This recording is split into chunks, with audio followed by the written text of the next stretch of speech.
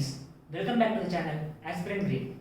ఇంతకుముందు మనం మెకానికల్ ఇంజనీరింగ్లోని సబ్జెక్ట్స్లోని కొన్ని బేసిక్స్ డిస్కస్ చేసుకున్నాం. అయితే ఆ వేరే సార్ డిస్కస్ చేశారు. కొన్ని పర్సనల్ ప్రాబ్లమ్స్ వల్ల వాటిని కంటిన్యూ చేయలేకపోయారు. నేను ఈ బేసిక్స్ని కంటిన్యూ చేస్తాను అండ్ మెకానికల్ ఇంజనీరింగ్ సబ్జెక్ట్స్ని రోజు క్లాసెస్ అప్లోడ్ చేస్తూ ఉంటాను. దయచేసి ఫాలో అవ్వండి. నచ్చితే లైక్ చేయండి, షేర్ చేయండి. ముందుగా మనము ప్రీవియస్ క్లాస్ కంటిన్యూషన్కి వెక్టార్తో స్టార్ట్ చేస్తున్నాము. ముందుగా వెక్టార్ క్వాంటిటీ, స్కేలార్ క్వాంటిటీ ఇవన్నీ ఏంటో తెలుసుకున్నాము. వెక్టార్ అనేది ఒక ఫిజికల్ క్వాంటిటీ, ఏదైనా ఒక ఫిజికల్ క్వాంటిటీకి మనం మ్యాగ్నిట్యూడ్, డైరెక్షన్ రెండు ఉన్నట్టయితే అటువంటి ఫిజికల్ క్వాంటిటీని వెక్టార్ క్వాంటిటీ అని అంటారు. ఫర్ ఎగ్జాంపుల్, మనము వెలాసిటీ ఉంది. వెలాసిటీని ఎలా డిఫైన్ చేస్తాం మనము? Displacement by time.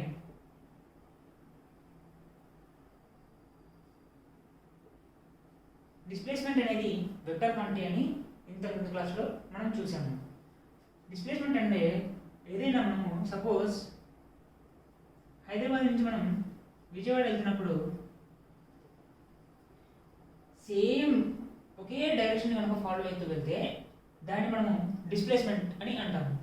అలా కాకుండా ఏదో ఒక సెర్టైన్ పాత్ లేని, ఒక సెర్టైన్ డైరెక్షన్ లేని రూట్లో వెళ్తే దాన్ని మనము డిస్టెన్స్ అని అంటాము. డిస్ప్లేస్మెంట్కి ఒరిజినల్ మీనింగ్ ఏంటంటే ఒరిజినల్ పొజిషన్, అంటే ఇది ఒరిజినల్ పొజిషన్ నుంచి ఎంత మనము దూరం వెళ్ళామనేది అర్థం. ఫైనల్ పొజిషన్కి, ఇనీషియల్ పాయింట్ నుంచి ఫైనల్ పాయింట్కి ఎంత దూరం ఉంది, షార్టెస్ట్ డిస్టెన్స్ అంటే దాన్ని మనము డిస్ప్లేస్మెంట్ అని అంటాము. సో అటువంటి డిస్ప్లేస్మెంట్కి టైంతో డివైడ్ చేస్తే వచ్చేది మనకి వెలాసిటీ. ఈ వెలాసిటీ కూడా మనకి వెక్టార్ క్వాంటిటీ. వెక్టార్ క్వాంటిటీని ఏ విధంగా మనము డినోట్ చేయాలి? ఒక వెక్టార్ క్వాంటిటీ, సపోజ్ ఇక్కడ వెలాసిటీని మనం డి అనుకుంటే వెక్టర్ క్వాంటిటీని ఈ విధంగా డినోట్ చేస్తారు. ఈ లైన్ దేన్ని డినోట్ చేస్తారంటే, ఈ లైన్ దేన్ని రిప్రజెంట్ చేస్తుందంటే మ్యాగ్నిట్యూడ్ ఆఫ్ వెక్టార్ని రిప్రజెంట్ చేస్తుంది. ఈ యారో దేన్ని రిప్రజెంట్ చేస్తుందంటే డైరెక్షన్ ఆఫ్ వెక్టార్ని రిప్రజెంట్ చేస్తుంది. మీకు డౌట్ రావచ్చు, సపోజ్ 100 మీటర్ పర్ సెకండ్ అంత వెలాసిటీ ఉంటే మనం పెద్ద బార్ గీయాలా అని. దీని అర్థం ఏంటంటే ఇది గ్రాఫికల్ రిప్రజెంటేషన్కి చిహ్నం. అది మనం ఇప్పుడు చూద్దాం ఎలా అనేది. సపోజ్ నేను గ్రాఫ్లో ఇది x యాక్సిస్, ఇది y యాక్సిస్, ఇది నా సోర్స్ పాయింట్ 1 1 2. సపోజ్ నేను ఈ x అనే డైరెక్షన్లో 1 మీటర్ పర్ సెకండ్ స్పీడ్తో వెళ్తున్నాను. x అనే డైరెక్షన్లో 1 మీటర్ పర్ సెకండ్ స్పీడ్తో వెళ్తున్నాను. సో నేను అప్పుడు గ్రాఫ్ ఎలా గీస్తాను?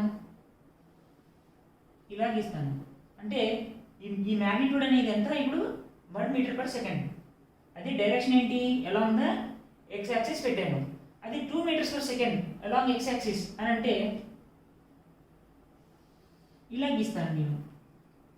అంటే ఇది అనేది మనకి మ్యాగ్నిట్యూడ్ని సూచిస్తుంది, ప్లస్ ఇది అనేది ఏంటంటే మనకి డైరెక్షన్ని సూచిస్తుంది. ఇక్కడ నేను జస్ట్ ఎక్స్ యాక్సిస్ తీసుకున్నాను. సపోజ్ దీన్ని రోడ్ అనుకోండి, ఇది ఒక రోడ్ అనుకోండి. ఈ రోడ్లో మనకి ఒకవేళ వెహికల్ వెలాసిటీని డిఫైన్ చేయాలంటే ఈ గ్రాఫికల్ రిప్రజెంటేషన్లో మనం ఈ విధంగా రిప్రజెంట్ చేస్తాము. 1 మీటర్ పర్ సెకండ్కి ఈ గ్రాఫ్లో తక్కువ ఉంటుంది, 2 మీటర్ పర్ సెకండ్కి ఇది ఎక్కువ ఉంటుంది. సో ఇది మనం మ్యాగ్నిట్యూడ్తో డిఫైన్ చేస్తాము. దీన్ని మనము డైరెక్షన్కి ఉపయోగిస్తాము. సో వెక్టార్ రిప్రజెంటేషన్ అనేది ఇలా ఉంటుంది. ఇప్పుడు మనము యూనిట్ వెక్టార్స్ అంటే ఏంటో తెలుసుకుందాం.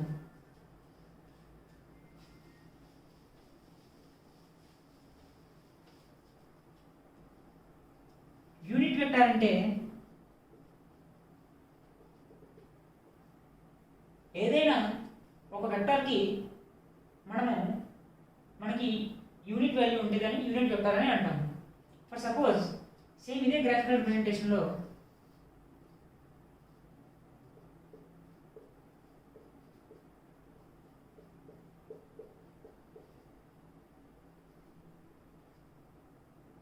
Axis y axis 0. ఈ unit vector suppose x axis మీద మనం యూనిట్ వెక్టర్ రిప్రజెంట్ చేయాలంటే యూనిట్ వెక్టర్ మనకి వాల్యూ ఎంత మాగ్నిట్యూడ్ 1 ఉండాలి. మాగ్నిట్యూడ్ 1. సో ఇది unit vector along x axis, ఇది unit vector along y axis, ఇలా రిప్రజెంట్ చేస్తాము. ఓకే, సో కాకపోతే దీనికి ఒక షార్ట్ కట్ ఉంది మనకి. దాన్ని మనం ఈ మాగ్నిట్యూడ్ దీన్ని మనము unit vector along x axis అంటాం కదా, దాన్ని మనం I బార్తో డినోట్ చేస్తాం. I బార్తో మనం యూనిట్ వెక్టర్ని డినోట్ చేస్తాం. అదే unit vector along y axis మనం j బార్తో డినోట్ చేస్తాం. అంటే దీనికి పేరు మనకి j బార్ అన్నమాట. ఓకే ఫ్రెండ్స్, అర్థమైతే యూనిట్ వెక్టర్ ఎలా రిప్రజెంట్ చేస్తామో దాని మాగ్నిట్యూడ్ ఎంత ఉంటుంది, 1 ఉంటుంది. సో ఇదన్నమాట. ఇప్పుడు దాకా మనము ఈ x యాక్సిస్లో లేకపోతే y యాక్సిస్లోని వెక్టర్స్ని ఏ విధంగా రిప్రజెంట్ చేయాలో చూసాము. అదే ఒకవేళ మనము ఈ 1D x y 1D figures ఇవన్నీ అంటే 1 డైమెన్షన్, ఈ 1D కాకుండా 2 డైమెన్షన్ అంటే ఈ ప్లేన్లో వెక్టర్ని ఎలా డిఫైన్ చేయాలి అని అడిగినప్పుడు మనం ఇలా డిఫైన్ చేస్తాము. లైక్ సపోజ్ ఫర్ ఎగ్జాంపుల్గా నేను ఎగ్జాంపుల్ చెప్తాను మీకు. ఏ బార్ ఈక్వల్ టు సపోజ్ ఇలా ఉందనుకోండి 2i bar plus 3j bar. అంటే ఏ బార్ అనేది రెండు x యాక్సిస్, రెండు unit vector along x axis plus 3 unit vector along j యాక్సిస్తో సమానం అంటున్నారు. అంటే ఇప్పుడు మనం దాన్ని ఎలా రిప్రజెంట్ చేయాలి ప్లేన్లో? 2i బార్ అంటే 2, ఈ 2 అనేది నథింగ్ బట్ 2i బారే ప్లస్ 3j బార్, 2కి 3కి ఒక పాయింట్ కలుపుకొని సోర్స్ పాయింట్ నుంచి అక్కడ ఒక మనం యారో గీసినట్టయితే అదే మనకి vector representation in 2D plane. Okay, 2D ప్లేన్లో మనము వెక్టార్ని ఈ విధంగా రిప్రజెంట్ చేస్తాము. ఓకే ఫ్రెండ్స్, అర్థమైందా? అండ్ నౌ ఒకవేళ ఈ వెక్టర్కి మనము మ్యాగ్నిట్యూడ్ ఎంత కనుక్కోవాలనుకున్నాము. మామూలుగా మీరు ఇక్కడ ఉన్న రైట్ యాంగిల్ ట్రయాంగిల్ ప్రకారము మ్యాగ్నిట్యూడ్ కనుక్కోవచ్చు. ఇది ఎంత ఉంది? దీని వాల్యూ 2 ఉంది, దీని వాల్యూ 3 ఉంది. సో నేను హైపోటెన్యూస్ కనుక్కోవాలి. ఇప్పుడు మ్యాగ్నిట్యూడ్ ఇది దీన్ని సూచిస్తుంది, ఇది ఈ లైన్ మ్యాగ్నిట్యూడ్ని సూచిస్తుంది. సో ఆ మ్యాగ్నిట్యూడ్ కనుక్కోవాలంటే మీరు ఏం చేయాలి? Equal to 3 square hypotenuse square equal to 3 square plus 2 square అంటే √13. Hypotenuse equal to √13. Hypotenuse square equal to 3 square plus 2 square hypotenuse √13. So ఇప్పుడు మనం మ్యాగ్నిట్యూడ్ని ఇలా డిఫైన్ చేస్తాము, ఒక వెక్టర్ యొక్క మ్యాగ్నిట్యూడ్ని ఏ విధంగా రిప్రజెంట్ చేస్తామని తెలుసుకున్నాం. ఇప్పుడు సేమ్ ఇప్పుడు ఈ హైపోటెన్యూస్ అనేది మనకి ఈ ఏ బార్ అనే వెక్టార్కి ఉన్న మ్యాగ్నిట్యూడ్. అయితే దాన్ని ఎలా రిప్రజెంట్ చేస్తామంటే A bar magnitude of A bar, modulus of A bar అన్న మాగ్నిట్యూడ్ ఏ బార్ అన్న ఒకటే, సేమ్ రిప్రజెంట్ చేస్తుంది. మనం ఈ విధంగా రిప్రజెంట్ చేస్తాము మ్యాగ్నిట్యూడ్ని. ఓకే ఫ్రెండ్స్, వెక్టర్ అంటే ఏంటో అర్థమైంది కదా, దాని రిప్రజెంటేషన్ ఎలా ఉంటుందో అర్థమైంది కదా. ఇది మ్యాగ్నిట్యూడ్కి, ఇది డైరెక్షన్ని రిప్రజెంట్ చేస్తుంది. ఏదైనా ఒక వెక్టర్ ఏ అనుకుంటే దాని మ్యాగ్నిట్యూడ్ ఇంత, దాని డైరెక్షన్ ఇంత, ఈ విధంగా రిప్రజెంట్ చేస్తాం వెక్టర్ని. యూనిట్ వెక్టర్ అంటే ఏంటో తెలుసుకున్నాం కదా, మ్యాగ్నిట్యూడ్ 1 ఉండేదాన్ని యూనిట్ వెక్టర్ అంటాము. ప్లస్ మనం డైరెక్షన్ మనము మామూలుగా మా ప్లేన్స్ గ్రాఫ్ కన్సిడర్ చేస్తాం కాబట్టి డైరెక్షన్ x యాక్సిస్లో i బార్గా, y యాక్సిస్లో ఉండే యూనిట్ వెక్టర్ని j బార్గా అనుకుంటాము. ఇప్పుడు 2D ప్లేన్లో వెక్టర్ని ఏ విధంగా రిప్రజెంట్ చేస్తామనేది తెలుసుకున్నాము. 2D ప్లేన్లో ఒక వెక్టర్ని ఏ విధంగా రిప్రజెంట్ చేస్తున్నాము, దానికి మనము మ్యాగ్నిట్యూడ్ ఎలా కనుక్కోవచ్చు, ఆ మ్యాగ్నిట్యూడ్ని ఏ విధంగా రిప్రజెంట్ చేయాలి అని మనం తెలుసుకున్నాము.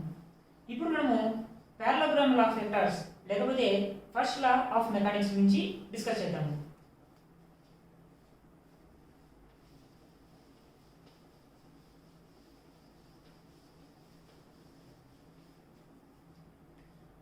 ఇప్పటిదాకా మనము వెక్టర్ అంటే ఏంటో చూసాం కదా, ఒకసారి దాని ఎగ్జాంపుల్స్ కూడా డిస్కస్ చేద్దాము.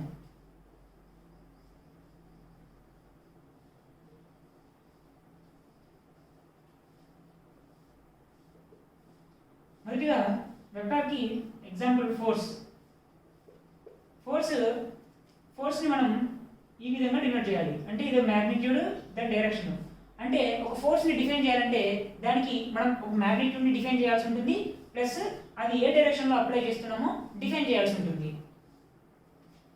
సెకండ్, మనం ఇందాక చెప్పినట్టు వెలాసిటీ అంటే ఈ మ్యాగ్నిట్యూడ్ అంటే ఎంత స్పీడ్తో వెళ్తుందో డిఫైన్ చేయాల్సి ఉంటుంది, ప్లస్ ఈ యారో ఏ డైరెక్షన్లో వెళ్తున్నామో డిఫైన్ చేయాల్సి ఉంటుంది ఒక వెక్టర్ క్వాంటిటీని డిఫైన్ చేయాలంటే. థర్డ్, హీట్ని క్యూతో డిఫరెన్స్ చేస్తున్నాం అనుకోండి. హీట్ మనకి యూనిట్స్ ఏంటి? హీట్ ట్రాన్స్ఫర్కి జూల్స్ పర్ సెకండ్. ఇప్పుడు హీట్ అనేది ఎప్పుడు మనకి హాట్ బాడీ నుంచి కోల్డ్ బాడీకి ట్రాన్స్ఫర్ అవుతూ ఉంటుంది, అంటే దానికి ఒక డైరెక్షన్ అనేది ఉంది. సో హీట్ అనేది ఏమంటుంది? వెక్టర్ క్వాంటిటీ ఉంటుంది. సో ఇది దాని మ్యాగ్నిట్యూడ్. సపోజ్ ఇది 3 joules per second అనుకోండి. సో ఇది దాని మ్యాగ్నిట్యూడ్, ఇది డైరెక్షన్, అలా డిఫైన్ చేస్తుంది. సో ఇలా మనము వెక్టర్ క్వాంటిటీకి సమ్ ఆఫ్ ద ఎగ్జాంపుల్స్ ఇవి. ఇప్పుడు పారలోగ్రామ్ లా ఆఫ్ ఫోర్సెస్ అంటే ఏంటో చూద్దాం. పారలోగ్రామ్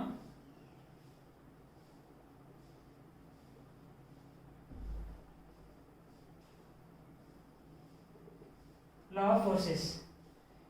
మనకి ఈ పారలోగ్రామ్ లా ఆఫ్ ఫోర్స్ని ఏ విధంగా డిఫైన్ చేస్తుంటే, ఏదైనా ఒక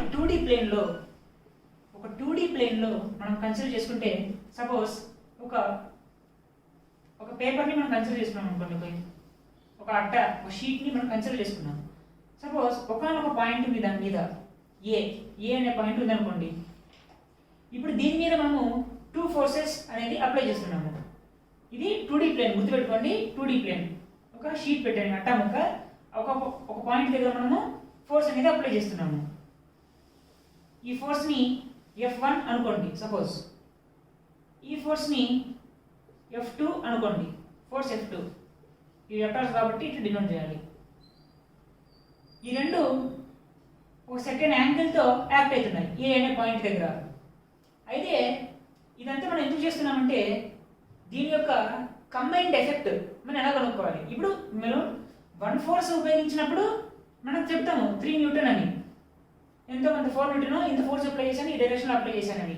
కానీ అదే మనకి ఒక ప్యారలల్ 2D ప్లేన్లో మనం 2 force అప్లై చేస్తున్నప్పుడు వాటి యొక్క ఎఫెక్ట్ ఏ విధంగా ఉంటుందో మనకు తెలియదు. సో అటువంటి ఎఫెక్ట్ మనం కనుక్కోవడానికి ఈ పారలోగ్రామ్ లా ఆఫ్ వెక్టర్స్ అనేది ఉపయోగపడుతుంది. ఇలా పారలోగ్రామ్ లా ఆఫ్ ఫోర్సెస్ అనేది ఉపయోగపడుతుంది. ఇప్పుడు సపోజ్ పాయింట్ ఏ దగ్గర మనం F1 అనే ఫోర్స్ యాక్ట్ అవుతుంది, సేమ్ అదే పాయింట్ దగ్గర F2 అనే ఫోర్స్ యాక్ట్ అవుతుంది. ఇప్పుడు వీటి కంబైన్డ్ ఎఫెక్ట్ ఎలా కనుక్కోవచ్చు అంటే, దీనికి పారలోగ్రామ్ లా ఆఫ్ వెక్టర్స్ ఏంటంటే ఒక కన్స్ట్రక్షన్ చెప్తుంది.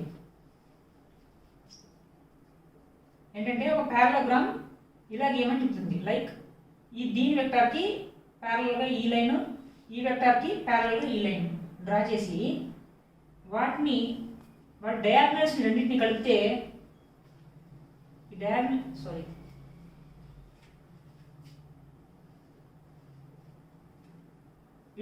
రెండింటిని కలిపితే మనకు ఒక రిజల్టెంట్ వస్తుంది. ఇది వీటి యొక్క కంబైన్డ్ ఎఫెక్ట్ అనమాట. ఈ విధంగా మనము తెలుసుకోవచ్చు. ఈ రిజల్టెంట్ దీన్ని ఏం సూచిస్తుంది? మ్యాగ్నిట్యూడ్ సూచిస్తుంది, ప్లస్ ఇది డైరెక్షన్ని సూచిస్తుంది. సో ఈ విధంగా మనము ఇది parallelogram law of vectors combined effect, forces యొక్క కంబైన్డ్ ఎఫెక్ట్ ని తెలుసుకోవచ్చు.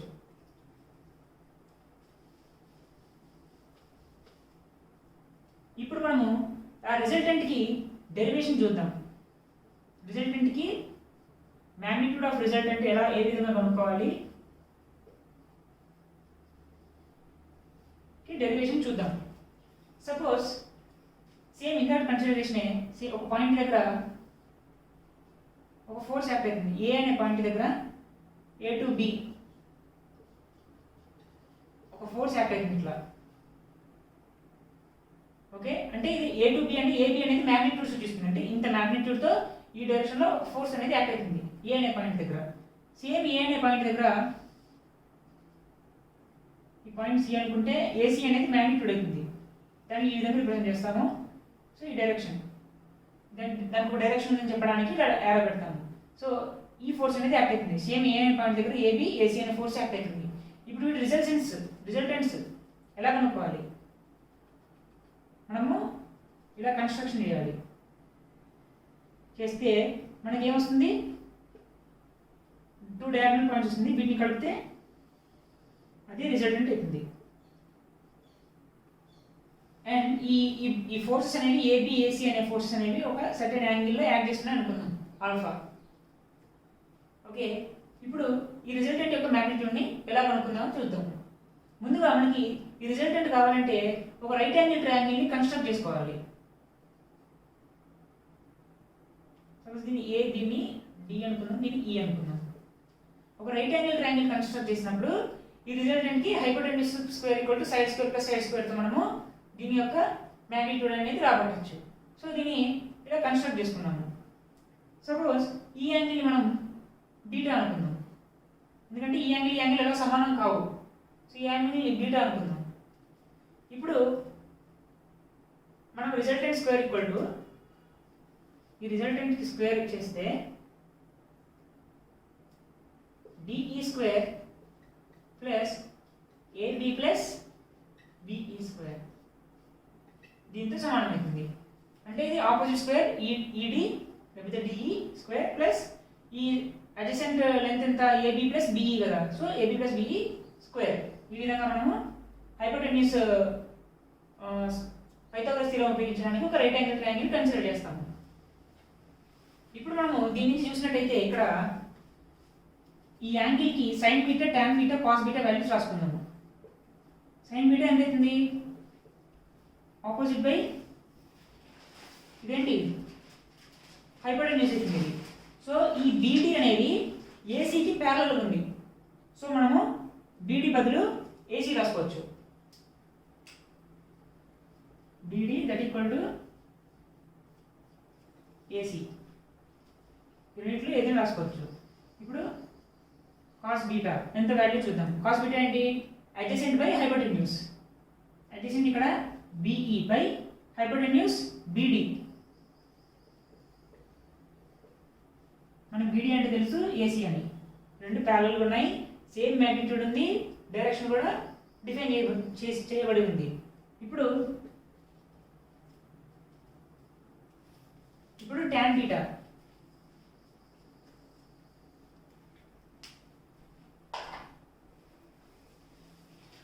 అంటే ఎంత, ఇక్కడ మనకి opposite by adjacent DE by BE విధంగా డిఫైన్ చేస్తాము.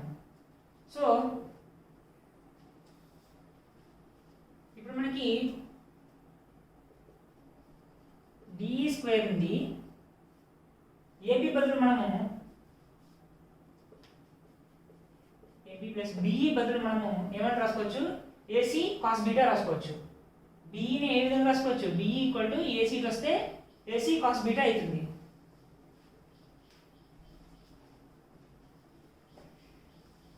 AC cos beta. అది మనకి ఏసీ అంటే ఏంటో తెలుసు, ఏసీ అన్నా బీడీ అన్నా ఒకటే. సో ఏసీ బదులు మనం బీడీ కూడా రాసుకోవచ్చు, బీడీ కాస్ బీటా స్క్వేర్. దీని నుంచి DE equal to BE equal to BD cos beta అవుతుంది. కాస్ బీటాగా రాసుకోవచ్చు. అండ్ మనం ఇది కన్స్ట్రక్షన్ పార్ట్లో వచ్చింది, డిఈ అనేది మనకి కన్స్ట్రక్షన్ పార్ట్లోకి వచ్చింది. సో ఈ కన్స్ట్రక్షన్ పార్ట్ని మనము ఈ యాంగిల్స్ ద్వారా తీసేస్తాం అన్నమాట. ఇక్కడ మనము డిఈని ఏ విధంగా రాయొచ్చు, డిఈని బీడీ సైన్ బీటాలా రాయొచ్చు, డిఈని బీడీ సైన్ బీటా రాయొచ్చు.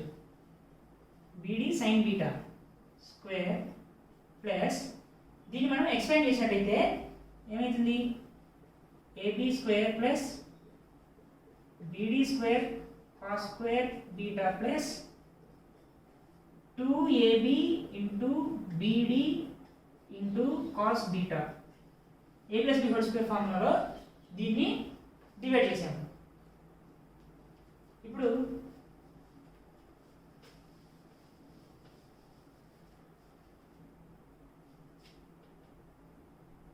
ఈ బీడీ సైన్ బీటా స్క్వేర్ ఏమవుతుందంటే BD square sine square beta అవుతుంది plus AB square BD square cos square beta, AB square plus BT square cos square beta plus 2 AB BD cos beta. ఇప్పుడు మనకి BD square అనేది common ఉంది. BD square common ఇస్తే sine square beta plus cos square beta plus AB square 2ab bd cos beta. ఇక్కడ మనం ఏమైంది bd square plus ab square plus ఎందుకు ఈ cos square plus sine square beta value ఎంత 1. Trigonometric identities ఉన్నాయి 3, దాంట్లో ఇది ఒకటి sine square beta plus cos square beta 1. So 1 into bd square 2 ab bd cos beta. దేంటి మనకి ఆర్ స్క్వేర్ వాల్యూ ఇంత వచ్చింది మనకి. సో ఇప్పుడు మనం మ్యాగ్నిట్యూడ్ ఆఫ్ ఆర్ రిజల్ట్ ఏంటంటే ఆర్ ఈక్వల్ టు ఏమవుతుంది, ఈ స్క్వేర్ రూట్ వస్తే స్క్వేర్ రూట్ అయిపోతుంది. BD square plus AB square plus 2 AB BD cos beta. So ఈ విధంగా మనము రిజల్టెంట్ యొక్క మ్యాగ్నిట్యూడ్ని కనుక్కోవచ్చు. ఇవన్నీ ఏంటి వెక్టార్స్ యొక్క మ్యాగ్నిట్యూడ్ని ఈ విధంగా కనుక్కోవచ్చు.